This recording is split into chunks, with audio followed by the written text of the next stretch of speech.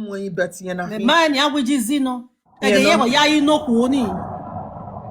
Nodoji moto ya sukeke la fune la ewi no ma hoen. Nodoji re jiro ya hari ewi no ma hoen. Iyi Rudi zino. moto. Rude jipi no ma se awe na Ye, ni yen jipi ahi, ni iyi zino. o ma E se. defendu keke nahi, yen ahi.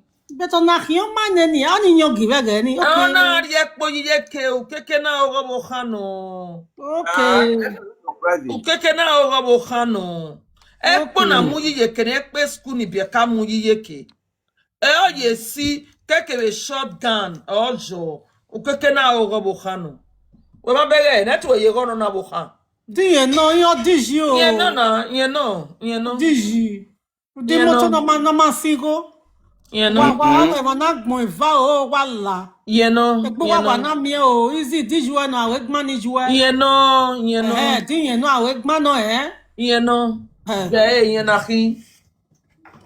When is he am a bora do ke me ka wije. You are boy. Ye na hi. Me fese de no kwito ge ma ma. Ye na hi. E me ni wa na. Ye na hi. Obi o kabano keke o ti yire no kwa. Okay, obi oti yu no kwa no. Obi o kabwa. Okay. Okwo na no.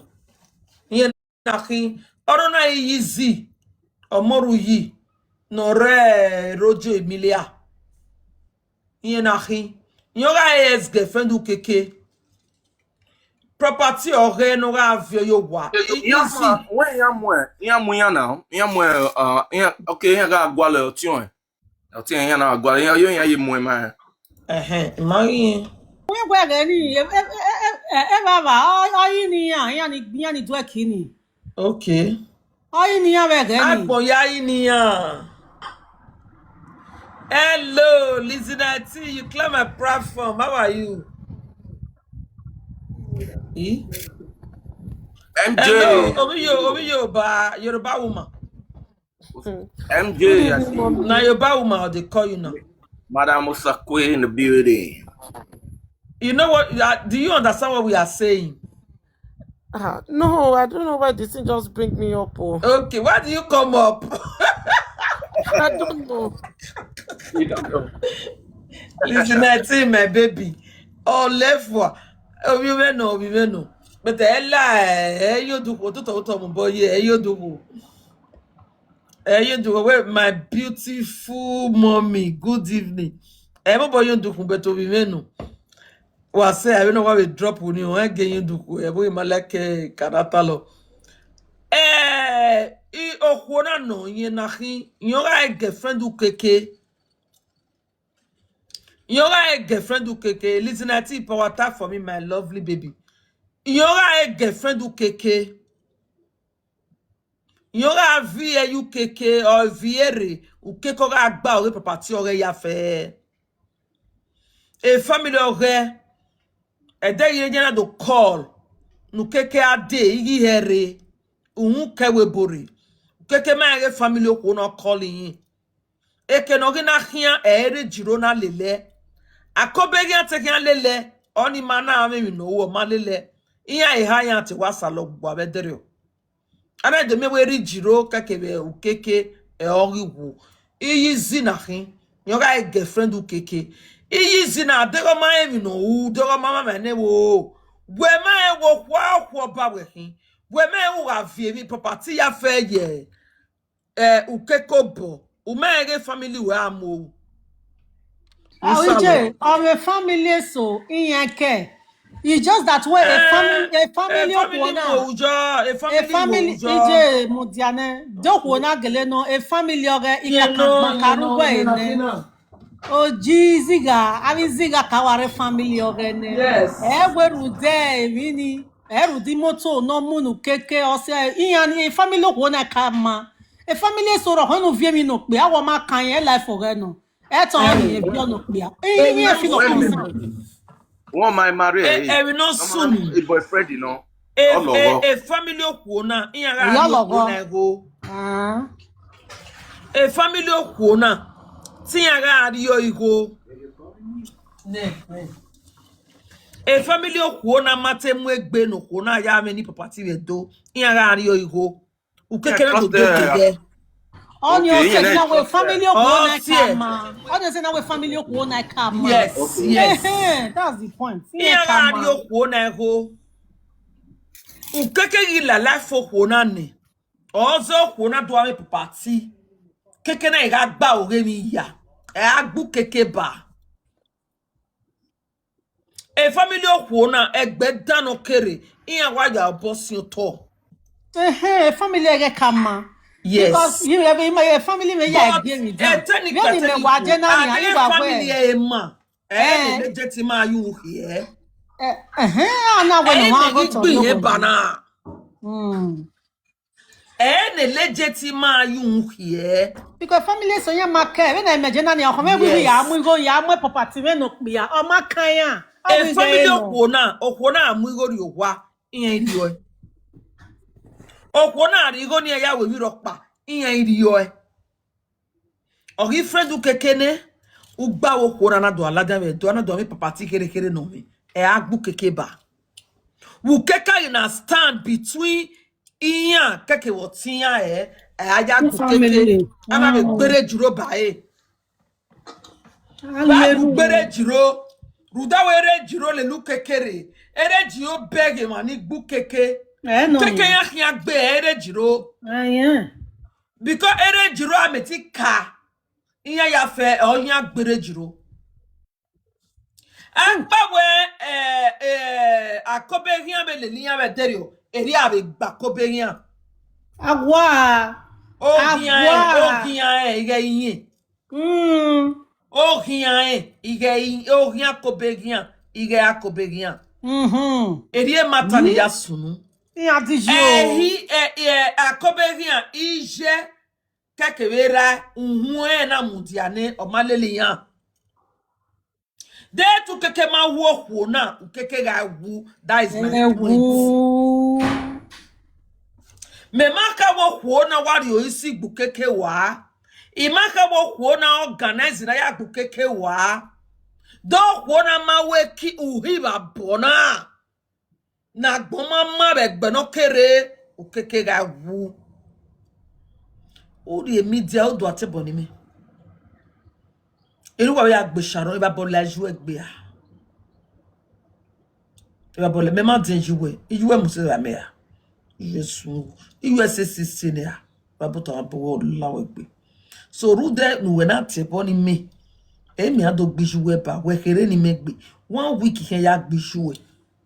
Ke na o me se ke ni mere media ya pole ya gbijuwe o amebo ebo igbo e du won bo wo sharon igbo. Ima oni gaspe ni o khani ijo ni self abeg. God forbid. Wa ya ge photo no mu compare with a photo no kamu o khani ga ragbo iju ya meti de ogoni me mu yobana diso my canada diso e ogoni twin no khani we de iju opo o sisa kiju ma deni je o was in mekana jealous o even am say o ade mi ni je o deni me ga fian we ya kon fian we ya go e bon wo ri me o e dene e yo bio eyo mwemwenu egidene umahu we demi we madeni me ya ifian we ade agban ya le ya mani aro we gbe be na be tanania o pa me o mama 50 cents o be sharon o pa me izibere yakara o pa me o lalizi ewe wa me to pa me o wi fo afo no ya lalure o ya lalizi we. Yeah. So you na here girlfriend do keke na hin. No man we no do honey only marriba. O Mario Sisi, o magweji ziri osisi. We me na iwe do ko na gele. Ibo be gbe. But you see dere ukeke ma wu na, ukeke ga wu. Okay. Eme vanutani, uwo Mario Sisi, o magweji gbe. Yes. For me, do ko na gele mu moto ni. Yes. Bukeke no do You si know. bukeke. O na sewa o sewa no mosisi no ya bukeke. You know, yomu motoniri. Ogwe mini omo bowu no bukeke. Yomu motoniri. Di yon gele mu moto ni re. I No love do keke siem, o. no do siem I yon be. love keke. I love keke oni atana. I love keke atana. Ai bueno ga mo ti ara gwe roba. Keke na wu. I love it. Ye ma wa bo ti ye gwe. Ye ma Se wa na bo mu ti papati ore ya yo bo. I love it. Ije la mu dia ni Ludo, amo wota you went on la mama. ya tore ba mu dia ni no wota na la wo wo. Okay. No gwe I love keke. O ho na ma ye wa bo dia we ti ye. Ipata viziga eyan kin. Okay mu moto ni keke. O ma he. Egba ma na. Wo ma he. O ma wa be ti ye gun un dan ya. O yen yan ri yen go o ni. Egba ma yen go agbon wa. Wo ma yen Ari o ma go oluhane agbon wa. Yen ma se ye kan pa yen ke travel ari webo. Yen ma se ye kan pa yen ma scores yen call e be fun ka ma we give the visual ya we. You never know for me. What say legit man what ti ya gbo. Ono pa me wa yen ho. You see. No ho we be ku ana be gbon wa be ba e. Ayin. Iwe do hu easy. Udogu. What you know one mu jacket is jona. We wear a can with coffee. But you we shall go na no. O na kan man ne. We shall go na no. Yeah, no, you easy na. Okay, then you remember what. The picture the me we get ni ma we. Yeah, no. What your man easy. Okay, anyway, where ya hon eh. O ma you person ga no. Okay, you ma come on busy. Oh. I mean, now we are busy. Where is busy no? Yeah, you're busy, you know. You're busy. You're busy. You're busy. You're busy. Yeah, you're busy. When I take one, go what take bela legitimate. Won't take belia yawa. I'm a Sharon. Oh, boy, Sharon. What bela legitimate? Ni buati wu beto Sharon you. Sharon you. Una legend so igba lo bo wa gbe wa na. And even no we ya damage that. This one gele bu moto ni re. You know, even no we ya son of me because even ni bege. What did you? We bege. Every select yan who say a select yi. I'm a physical and spiritual woman. Eating you. Your dating area zeme ya go gbe oh darling. Your money me. It's in area zeme. Wow, what's a woman? Me je wa gbo wa de take. Iwa gbe yan wa de take be. What are you married? And you yi gwa lo. Ya yi wa sun wa de fa wa ma kan. Easy na no mama na. Ideni mo mande ori riviere rone. Ono do ki WhatsApp. Ori ki WhatsApp ni. Ono ti he asim segedo. Iwie do ya fe ihwo ba ipe oba yana do azigo. Yana do zigo yiba. Ai ede iri ede. Ireba yana gbe na lajame media. Agbo me na do gbayan. Ege ni mere ya asibo ni no rihu ya ni ya wori gbe. Ona we ona so asi nwani ya gi wano so ni ya. Dano. Gi wano so ni ya.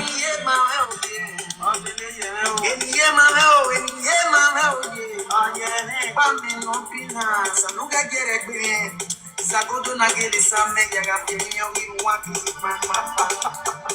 Nama same di aya pinyo oire da so go Ave money masero mani do ayo ma so la kon Ave money masero mani do ayo ma go Iwe ni bumbe ni mare ware ho Why killing me can not see my son na bo yen yo we lata no isa kwa bo yes yo mami kuni mamu get to me Oni sawa no bia ni easy wa ko wa moto ta ya ga we bug boni kan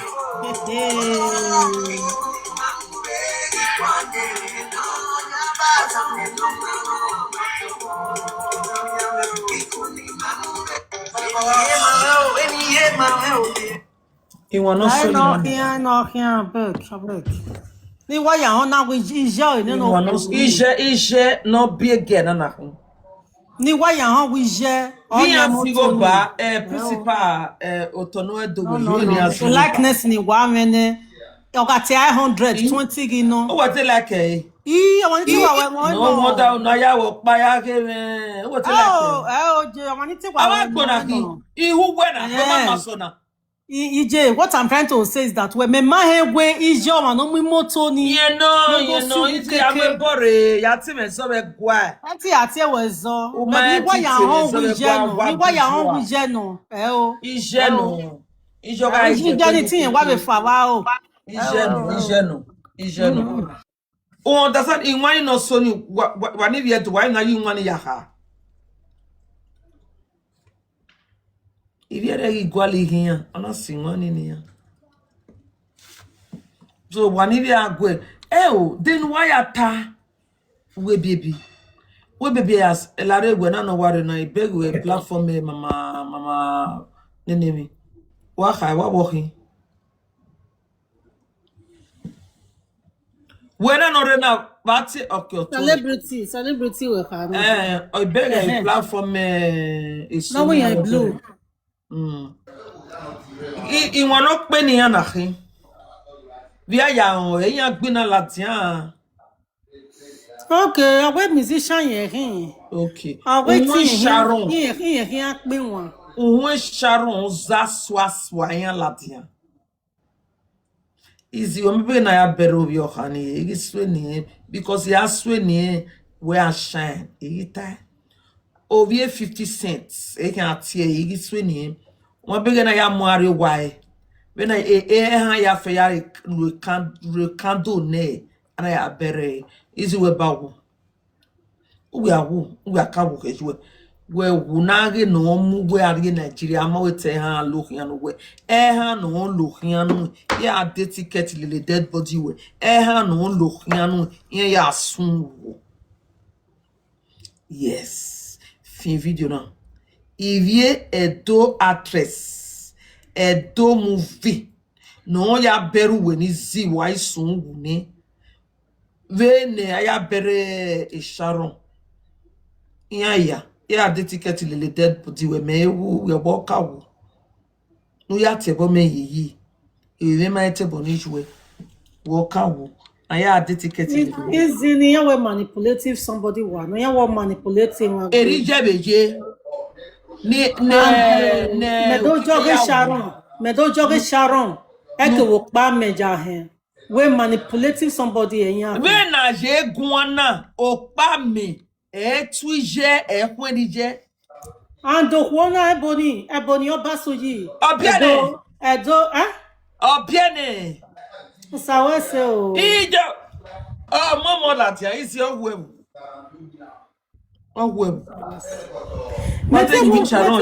Meto go obi otion era, no bi otion no. ya to Ya boni bi. Sawese o. Dikia mama kpana mu go yobere ibie obere ma wo ha be ni si wo. I'm so happy for what she did. Sawese. Iga every movie no ga pregnant woman or TV movie. So yeah, itare wo bie. Imagine. Vori momo la do ya gaga magbon. Imagine. E so na aka we ebony when I want le na wasilo wa godo. Ori amale o ma le bito bie. Ori di odoro Mario dore obie. Easy on webo. Você ne baby papa ore o khana no wu. Você no na claim mo pa o ma claim no ke. Ko what time I will not pa ore. Você wori webo no na wo ga o kalot no mo ari madonos. Why are just kill that innocent girl. Tizi bia wo ne no bia. Easy. Wa how my geni pona ya ditali. No ya no do no gie a cafe or ije o khana mai. On a we ando momo pana we no pa orin. Easy. O wuse. Wa fin o jiju a o. Emena mo ria ta. We do wu. Me bu last year. Una de budo tebo me ye na. E mi ni ka vi okono de budo hu here. Because a star ho wo khani u ya shine. When we are provoking men ya so ni wo khani, iso ni eni je ki aso 50 cents. When we real 50 cents, easy keke vije. Ezo na we oho na no mana. Isi una kpanya with 50 cents na nguna. Ezo no sunu ni ya. Eni yisunu bisi nguna ni. Oho na ona o se na khamu wa we na khawe uma ko gbane do ya we mitan ere atie ani de na aseri heni owo ma ko de gbe gbane do ere atie boni abati ewu ma ko gbane do ya we mitan o wa ba do go wa ga go mi o te gbon ije iyan weri yan yata egwa na eri oje mama edio egwa yan na ta why not say yana do fear weri e ni vie go me kana gima ti gwa yo ni je okay na so do ni ya o se na o yan fear weri be na so do o ni mareba ezori sunu ni okona keke bijo bukhani e ba ni okona ni wa mulatiana ona ga o irijo bukhano ya talatia dobe no do man no mai e bukhani la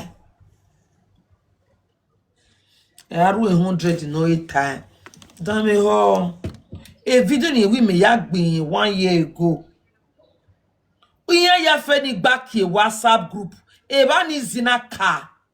Ina do tax a platform me. Eba na ka. We ma mega ime no ika. We wow. Principal. Eba ye ka me do. e live video na ka wo to ke kan live video na ka Iya ika. Awe wana ya an ka. Ona di. Aimi. e wo live video na E yana ya mi ege na gbo ya ma.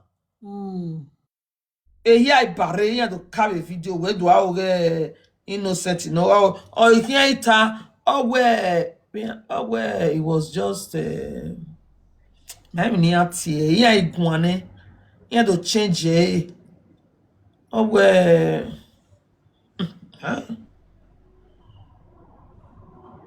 ya do change we that ya wa cow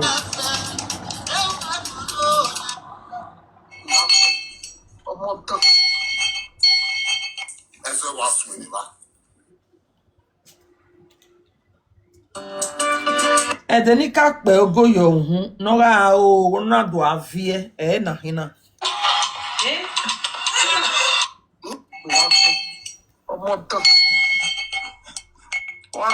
Easy me good one o do gbe me ba 3 days ago ya gbeju egbe obi ere wa do ya hye omo pa mi we bie wo na ta ori sharon bai deva wo wa gbo this 1 year ago na ladia arobia agarobia wa ta mo bi ewu ni ni na mo na ni ta juwe na gemma wa ta akwega irewe osimoki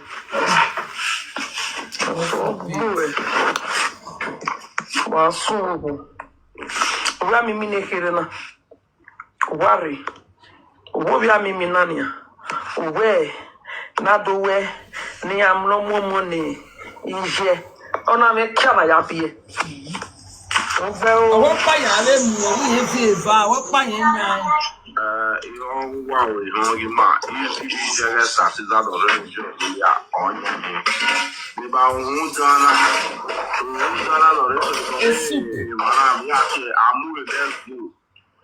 amure let's go pick a country ogun ba agbiwe o pẹ̀lú ogun ba agbiyizi pẹ̀lú ogun ba agbiyizi pẹ̀lú ogun ba agbiwe ogun ba agbiwo gbe ya pe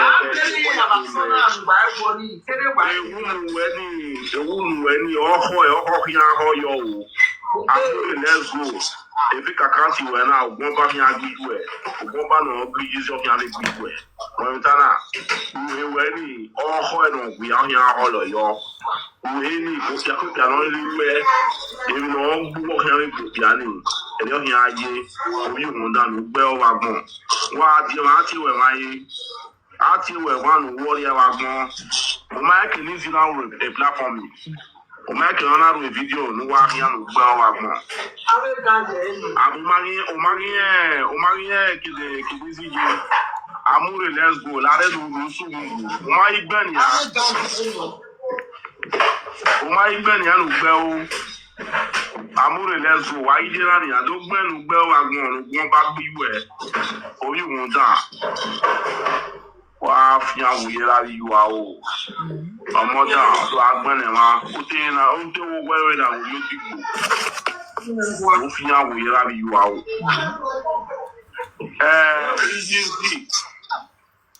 EGC Esther Caesar lọrẹrẹ ju Emilia ìyàngbẹ Sharon wọn lọ rí ẹbẹ bọ kò rẹ mọta wọn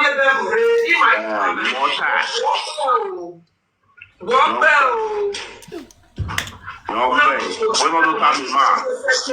Ezoni agui 100 years ago, 20 years ago.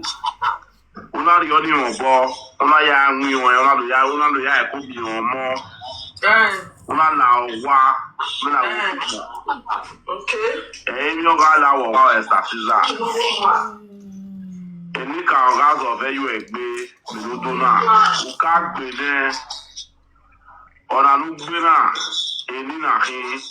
Uje no gbe nínú ẹgbà àwọn bí ọ̀rọ̀ yín ìsọ̀bẹ́ ìwẹ̀ gbé bẹ́ẹ̀ rẹ̀ ní ìfàlámọ́ tí ẹ̀ làwà ìgbé náà yà èyí ọ̀yàn aláwà ìgbé nìyí o wẹ́kẹ̀ wọ́n yà ní ìjọ wẹ́kẹ̀ ọmọ akọ́mà ló yìí rà ó ọwẹ́ ìwúnẹ́rẹ́ ọ̀hìn amúnyẹ̀ àtìrẹrẹ wíwí ẹ̀dùn ẹ̀gbọ́n wà rẹ̀ bí agbé wọ́n yìí kàn ẹ́ sí kàn ìgbé sarán. Boy, can you dana ya fefe can be Sharon?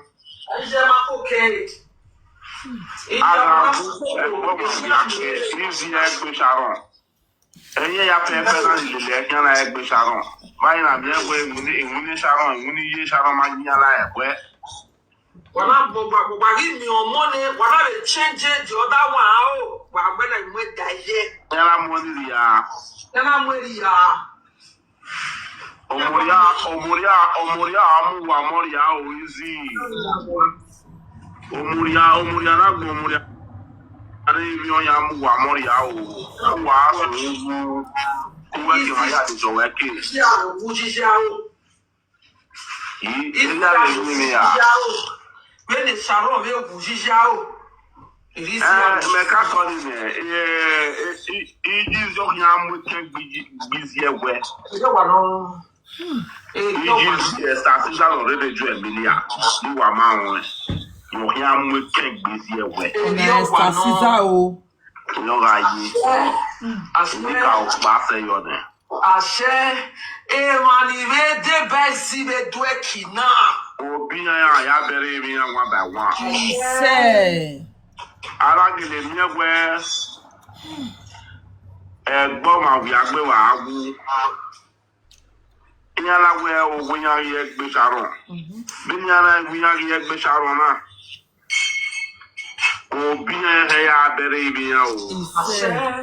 Ede ne ka o kare.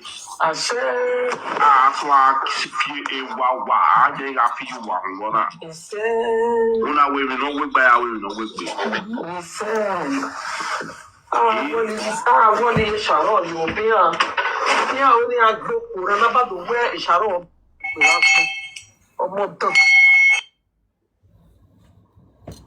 This is now 1 year ago. The man here post say, "I would do bono yamba. Woge only Morocco. Ya bijoué be 1 week. Ya bijoué. Okere megbe. Ye Sharon. Iye mama 50 cents. Ije la drop mere ne. Ya la later do yere la. No problem.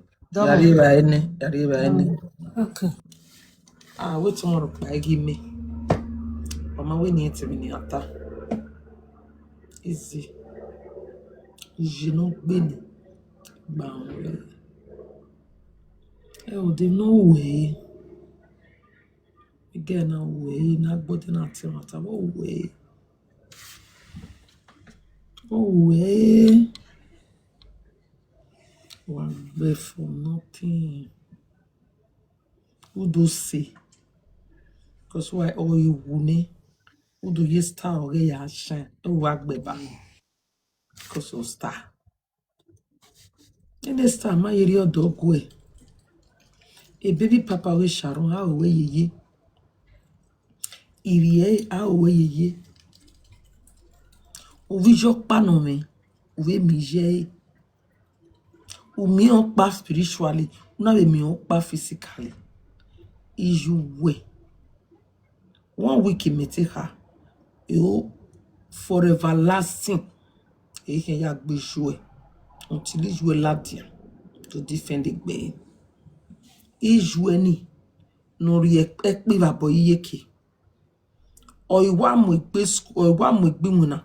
Iwina no jo easy wina. Is supposed to win winner. What's the winner? Where's see? Do me where me no gonna or when winner or man winner. You Tony. You Tony. Again, I rage you way. Isu seve bejon. Ni ya uyo to. E kenito taji eva na duava. Yes. Ikhwan yo Tony. We go we. Abuta tomo so mame because ikhwan yo Tony. Isu sene. Easy. What's the winner? Unu poeje. Igwe no dana. Azagba zenina. Gino waji. O eto khazin azenu. Easy no yo moruji. Women we ado ya shine media. We lie depression amu weire. We are edo na howe. Na ade webu. Yana wo ya go ho ni gun da ho we ni. Ya bola we gbe. We have to teach you every year. I mean, you every year. We have to teach kahe or ahwe. Ahiri every year about life we be. Uwe me. Ebi na ya fe no rota o kana receive. Uwe ti koka inyala diava. Oka oka me ladia. Bola wagbe. We here 50 cents. If you have hands down. About l'âge wegbe. On don't know very well. We family ima. On very well we family ima. A family riego. A family nye. Nye gagweni ya we mi nye u. Una mu keke dode. U keke na be muwere jiro dade. Nah. That one I was shooting this too. Which one? Useless place where we say they show a bed food up on them. Una mu keke da. Eya ya u. Akobe ya.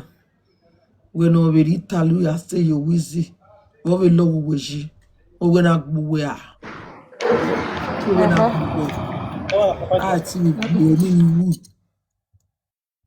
No ka gbuwe kan ho we poru ya o ya mo bogbe. Me ho wana yi kan ho we poru mo bogbe. Me ho wana yi pepeye mo bogbe. Me ho wana ye mi la mo bogbe. Wa be wo ho wa ati ororo. Wa pe ni. Ima mo bogbe zi. Akobe gian geboni winner. Geboni winner wa eri do gwe mi diara. Wo lo weji. Ije na teti kata buwa de. Geboni winner. O ma mo bo no gbo khani. Gie bo muna. Den e bo egbe. Vizia leji vol leji du le no la egbe. Du le no la yan vi jegbe. Yana ile bo adi wa. We na mu egwe latia akobegian. Una mu egwe latia. Wo ado sinian. Wo na so aro we media na. Wo na so agbu we media na. Dijo bon we jine do yi. Wo na do mu sri we latia. Dijo bon pan we jine do. We ta mi we WhatsApp ni akie ni go ma keke. Abisi ma khama we ni akie WhatsApp. Ni ati ya lele oni ofife. Oba ri fe gbina. Yera ya sieti de nevoti yo ba. Eti do ledo. Don't no busy no Bible not busy. No we not go to that far. Obe ba kave von wa. Wari eko wa ya gbina. Akwara ire ya do afilu gbegbe palace. Ijore ni a oladane. Ijore na gbe yo we koko. Ijore no we moze. Amo ebo gbara na se. E bona mu gbo wa ma ge nwina. Wa ma ge nwina. Odegbe latiane. Ubege no tam wa na edia. I could be and look here, back off from easy kekevije. Uwe sharon or busy we sharing a bata. What the berry yun latian. Ya tama we ekeneti we serano go ma na so. Olo weji ekwe mu we. Wero to no edowa. Uwe ya. Uwe na do buwe media na. Get inside. No one will no have lare enogi. Akobe hion era. Ya tama we no gie bonamu gbisi gie we no gie wina. Easy. Uwe won bowo we no pa sunu that way. Ade wu won bowo we no pa sunu. Ade gi juwe we me bowo we 50 cent no gu oti o pa me. U mana won bowo we no pa sunu that way. But u ga won bowo wa sunu we usual. Easy ni we mulajana. Ade wu won bowo egbu keke. Won bowo egbere jiro. Emi ro pa be sunu that way. Wa bowo oh where I woo or 1 week we woo. Yeah. Ye wa gege wa we inane proof. I wa gege wa mo omo ogagbon yanu. Omo ogagbon yanu. Omo ogagbon yanu. Ni to tana ni bege wa ma bege e. Wa ma bege e o ya me guzi gwan. Oh yeah, me go egon. Ma bege a star, a luck, a grace, a destiny, a glory. No so logo afio no ma, afio ni ma ya.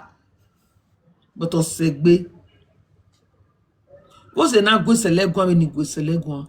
Because they wanted to temper with a woman. And I can waiting. Yes, you know waiting. I temper with her. So no boy be was so big. I will to be okay, tabi ake big. It don't matter why even I beg. O money di no beg mina. Ma beg a star way, a lucky way, a gracie way, a destiny way. No solo boy view no. Nou view a diagbon. Egenede a biomo. Omo igwobo. Ogwa o. Ere o aladian wo ije. Ado amini yo a o. Isan o edo aladian. Isan o edo aladian. Odo ora o wa. Before 7 days. Odo abere. Vena ya bioni. O wa ladian. Uwe ko. O ni. Ora because uwe ko ni ra aje ni ya. O warm. Easy uma now because my mama eko kwa loge sharon mo avio o mo garu eko e ba ni warm we hio wa hio di oboka u gebe na hio ni warm we a hio warm Ahiopa meti yagie. Oh, wom. Ware momo yeko. Akwomo. Amenoruwa akwomo. Oh, wom.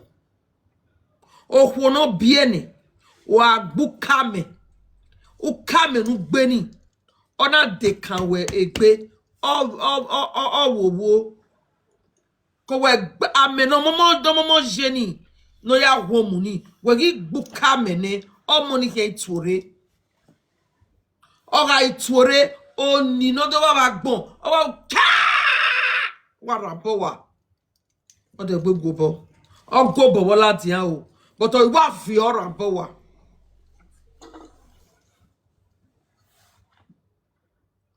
They no go gobo worry. A luck oge. A grace oge. A star oge. A destiny oge. Oh go you worry. A grace or go you worry. But o segbe. Ogo me meti so we. Bo azan yawe mi dan. Ozo no go me na so we. Easy obege any we Sharon saying. A 50 cent na no. A 50 cent dan easy. Ige enene jure sisa. Me gbe ni be dagbon mi de ke me ma. Ebi here no sun we sing. No wa dash. Ege ni ya sunu. Omo na ma elawebo. Je ma vie mourir. Una wa dash. Unjo mo agwegbe. Unbi e ma agwegbe. Owi vie mourir. Una po wegie. Ogbe. No bien, no wokani ya wo. Wagebe ni zigije. Wagebe ni zigi social. Easy. Omonoruwe baby no. Ohono social media. Inner eyes. Omonoruwe baby no. We ni je waruwe baby na. Mabawe. We no wa ye fiete na. We no wa ye zo na.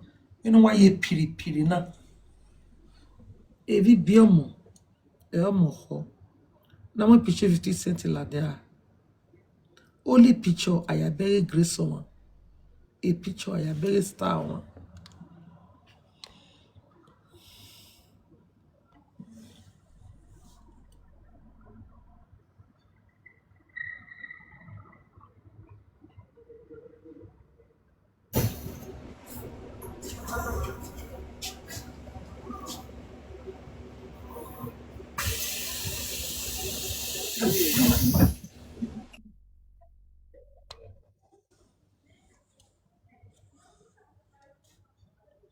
Yan bege ne. Yan me yefo. Ikena mi ma fo se. Yan me yese. Yan me 50 cent se. E me va pa no yere mi. Omo pe omo ho. Ona carry no cow. No ho. Wa ilo no ho ne. Ona gbe. No pe wa ire lo na. Wa ire lo na. Easy. Are be bore. Ati bi yeke. Ati bi maho. Yare be bore palace ma we weri. Palace Marie. Idiot ni redo ni pe no ni. Ya ha mi we gi ungi ani back off. Wo gbe Sharon. Wo gbe.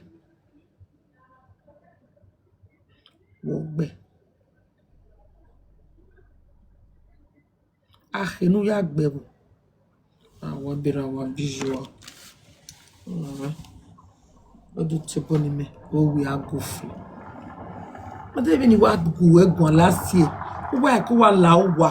we matata ula owa wa ye ko ya stay you wa e nu te gbe latian nu te gbe atekire back to him no sunu last year we nu na we be ni tie last year we tie be year na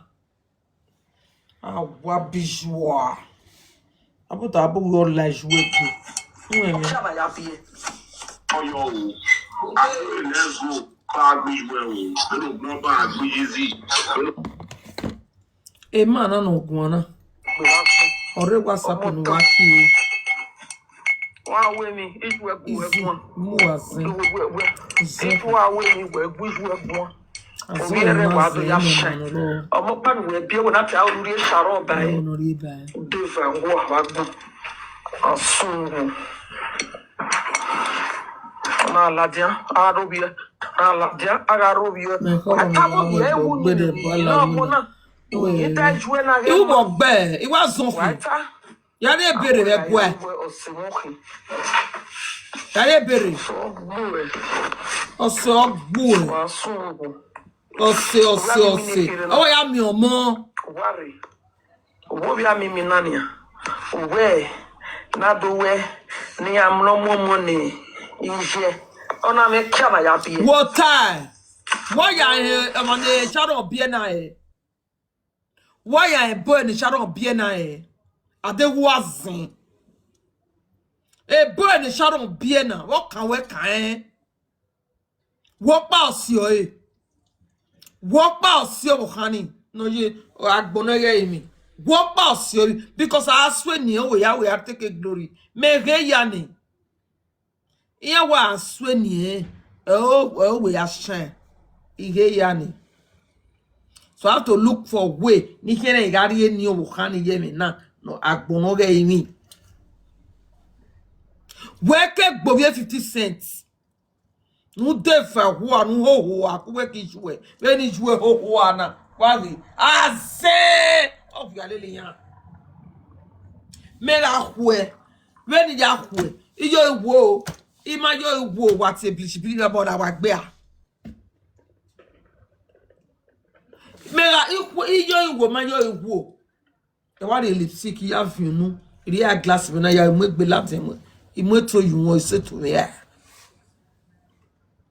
dewe no kona ya mo gbe be no jena or no je expensive lace in the whole world or no use a gold no $1 billion, $1 billion euro, £1 billion ya mo gbe ona almost 50 cents almost 50 cents eri owo e be se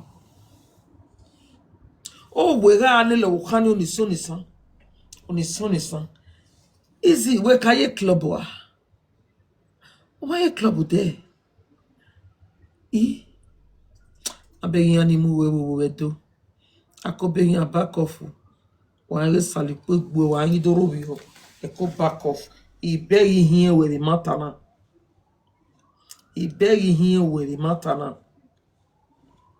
imani dini out 50 cents ke binane imani dini out okpame erin okpame imani dini ai family ke binane abola we gbe wa gbon azagba zen ho wa ba masun pierre wa o je